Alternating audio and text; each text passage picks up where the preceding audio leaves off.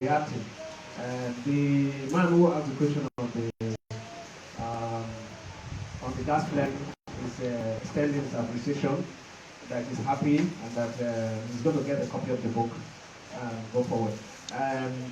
For me, the question I want to ask, I want to ask one question, but before you answer it, you may wish to get to the book and maybe read a particular chapter that will be of interest.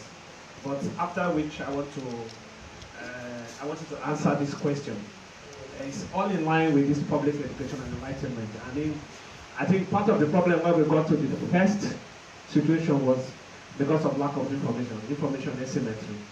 The question I was going to ask is there going to be a risk in going beyond all the other things that others are doing to get this book out to the hands of people? Is there going to be a risk if you do a roadshow across the Niger Delta states, across the whole country? Because the problem of oil is a problem of Nigeria. Because as at now, no state in this country generates any meaningful income for itself.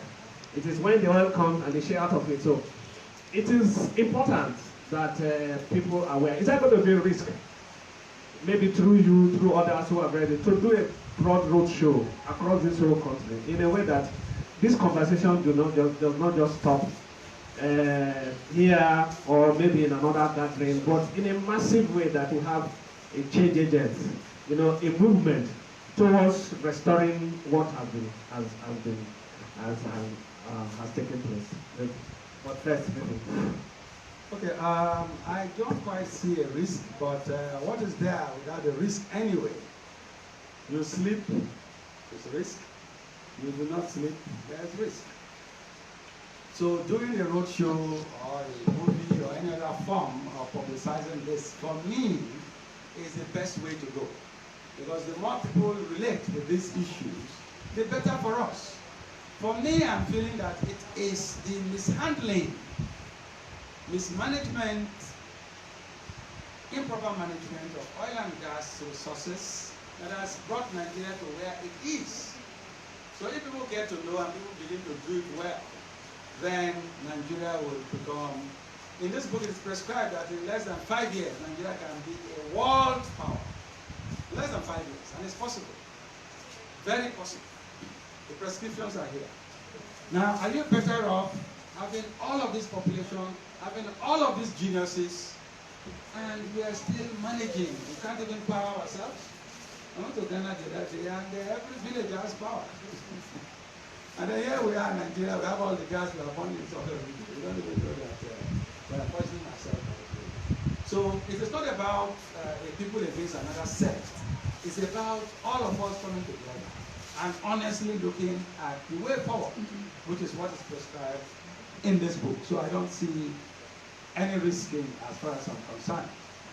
I want to encourage people to read it and conversate with the issues, and then we can have a better life. Who will not be happy to just leave his car somewhere, walk in and walk out, and still have his car? I've been to places, even in this country some years ago. I went to somewhere around this place that had one cement factory. And I went to see a friend in La Paz or so, somewhere, what's that town? Somewhere close to Lagos, Shagamu. Somewhere in Shagamu, which is not about 30 minutes from Lagos. And we stopped our car, and the guy said, don't worry yourself, no lock yourself, nobody go, it's border. About 20 years ago, nobody bothered. There are places you go to, nobody cares about your Pajero.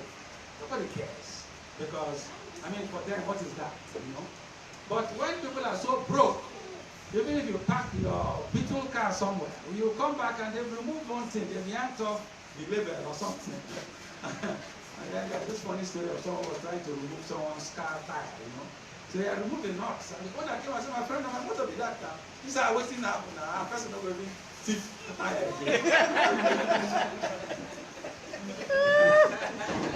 Anyway, I just thought I should. So I want to read somewhere. And what I want to read is just, to give you a picture of what we've had before It's it's a long chapter. Some of the chapters are short, like I've demonstrated, but this one is fairly long, but I'll just read one part, which I believe you will find interesting. This is titled The Bonnie Saga, page 35 now. And I read, the next image that caught my attention on the wall was an exceptionally beautiful island. It was a lush green and white forest of equatorial giant trees and deep green mangrove swamps surrounded by beaches of bright crystals of sand and corals from centuries of aggregated seashells and other geological forces. The place was slowly pushed by tectonic forces to become the closest spot to the equator on the entire West African coast. This portion of the Atlantic Ocean is also called the Gulf of Guinea. Its bluish-green, plankton-rich ocean waters have remained as salty as ever by a steady, rhythmic splashing of ocean waves. The beaches have remained clean for centuries on end. There are many birds of the air, different types, flying about in their flocks. Then, of course, opuli, the seagulls, are easily recognizable and are seen in their numbers, flying about effortlessly and doing what ought to be reserved for the masters, the kingfishers of this world, diving into the sea now and then to fish like mediocre. Their survival from generation to generation is attributable to their fishing expertise. These flying seagulls evoke memories of melodies of old Ijaw traditional songs that reassure the fisherman of a better future ahead. Okolayo yabio yabio yabio yabio yabio yabio yabio yabio. Kalanti kobundi bamo yabio yabio yabio yabio yabio yabio yabio. Okolayo yabio yabio yabio yabio yabio. I sighted a glowing, lovely couple rowing their medium-sized dugout canoe filled with giant fishes of all kinds, including shellfishes gracefully to shore. It seemed that the giant lobsters, as it is their destiny, will turn red minutes after they are taken to the couple's dwelling. Those were their catch for that day. I spontaneously exclaimed, "This is beauty. This is paradise. This is the place to be. This is the way human habitation should be." That was the scenario before the Europeans came to our shores in search of greener pastures. Of course, the island was lush. Oh, that dark complexion, muscular, athletic man and his shapely black beauty, completely endowed in front and back, with teeth as white as the chromophore of a fish. They were loving dwellers of the island a long time ago. So much has changed since then. The island that once had a beautiful Jolene, Libani, has since been corrupted to a beautiful nonsense. The contact our people had with the Europeans centuries ago robbed us of too many things: our names, our culture, our wealth, and our innocence. We unwittingly accepted all the colors of the rainbow spectrum as our names and have since been responding to them and flaunting them proudly. Red, orange, yellow, green, blue, indigo, and violet. Having exhausted the rainbow spectrum, the first few families that swallowed the idea, others creatively took up combined and corrupted forms that sound quite good too, like Manila purple, white, jack, blue jack, purple jack, Union jack, Manila purple, Manila, and so on. All these names are the types of contraptions that remind us of the ignoble bloody exchanges that took place in our ancestral soil. It was the most corrupting contract ever. The blade was so hard and the cut so deep that we have since become accustomed to defending most of their causes as if they were ours. Can you imagine it? The oppressors have since worn our faces. Can you listen to this, please? The oppressors have since worn our faces without our knowing. So some of us now do their bidding better, far beyond their wildest imagination. Such persons are typical examples of wolves in sheep clothing. Sheepskin. Wokolo's boys began to build an outrage again. So the sudden calmness, she continued. Yeah, I can stop that. Oh, beautiful, beautiful. This is quite, as a matter of fact, this part of the story, the way the whole book has been written, not only in a language that is very refreshing and communicative, we've seen a bit of poetry and the storytelling culture of the job people come into this. And as I was sitting down here and asking the question whether there's a risk, a few things have come to my mind. Is a documentary on this book, The Riddle of the Oil Thieves. But also, we have quite a lot of young people who do what we call spoken word. That if they read this book, they will come out with this, a lot of poems and stories all around this whole year. We thank you very much for this work. We thank you for organizing this book reading and all that. Yes, we are about closing now, but you want to say something? Yeah. Absolutely. Yes, no, you are welcome.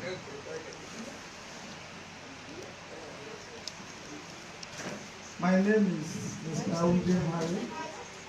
I'm so sorry for coming late. I wasn't officially invited. Even I wasn't here by virtue of the fact that I saw what is happening online. But a friend of mine, our classmate, Mr. Basinere Kosi, told me of this gathering just 2 hours ago.